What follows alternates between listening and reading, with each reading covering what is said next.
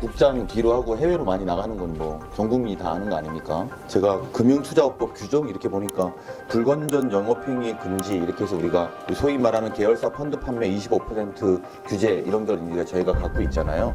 이걸 하는 근본적인 취지는 자금력 있는 금융회사가 시장 교란을 막고 또 투자자들을 보호하기 위해서 우리가 이런 조치를 하는 거죠. 그런데 이제 별다른 규제 없이 ETF 계열사는 몰아주게 하고 있어요. 보유 금액 중에 계열사 ETF를 얼마나 보유하고 있는지 한번 봤더니 삼성이 81.9%고요. 미래에셋이 52.4%, KB가 50.2%, 한투가 50.5%를 차지하고 있습니다. 특히 이제 삼성 그룹의 금융계열사들은 ETF 몰아주기가 제일 심각하게 나타나는데요. 삼성생명 같은 경우는 1조가 넘는 금액을 100% 그냥 밀어줍니다.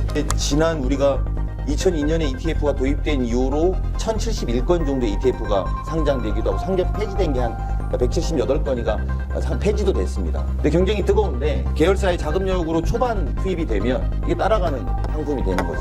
그럼 시장 교란하고 있는 거죠. 이거를 이제 단적으로 증명하는 것은 물론 총자산, ETF 총자산 규모에서는 삼성 같은 경우에는 4.4%밖에 되지는 않습니다. 근데 이게 초반에 마중물 역할을 해서 이제 치고 나가게 되는 것이죠. 그 후발주자인 KB금융주주를 한번 봤더니 순자산 총액의 10%가 계열사가 몰아주게 됩니다. 근데 그러다 보니까 9월 말에 KB금융 계열사는 자사 ETF 투자 비중이 94%까지.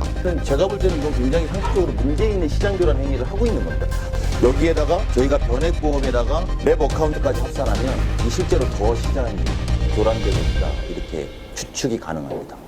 1년 3개월 사이에 60% 정도 성장하고 사상 최초로 160조 시대가 열렸는데 공정하게 운영해야 되는 게 우리 금융위의 고민이고 우리 투자자들이 다른 시장으로 넘어가지 않게 막는 것들도 우리가 국가의 부가 유출되지 않게 되게 중요한 기준이라고 보고요. 제가 그때 당시에 3가지 주문 요청을 드렸습니다. ETF 매수하는 과정에서 자사상품 몰아주기가 있는데 부당행위가 있는 확인해달라. 그래서 이제 그건 금감원이 조사를 시작해서 시장에서 그걸 조사를 하고 있고요.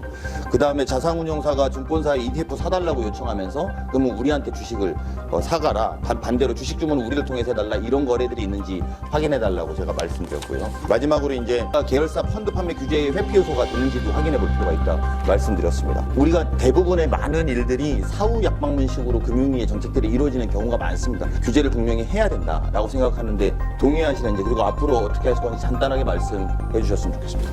결과를 한번 보겠습니다. 보고 그에 따라서 대부분 보완할 부분이 있으면 보완하겠습니다.